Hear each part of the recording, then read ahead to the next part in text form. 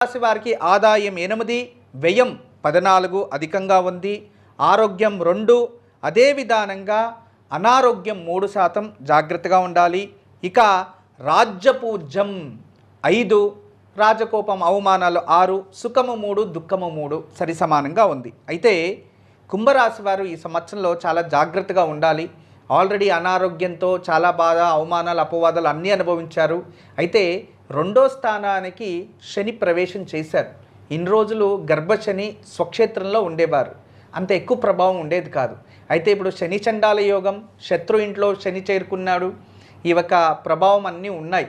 కొంచెం జాగ్రత్తగా ఉండాలి. అంటే ఇన్ని రోజులకున్న విషమ స్థానానికన్నా ఇప్పుడు అయినంత వరకు తక్కువబాటులో వెళ్తుంది. ఎందుకంటే గురువు మీకు మంచి స్థానంలో ఉంటాడు. మీకు శని వల్ల ఏదైనా లోపాలు, ఆలస్యము, మనస్పర్ధాలు, ధననాశ ఇటువంటివి అన్నీ లేట్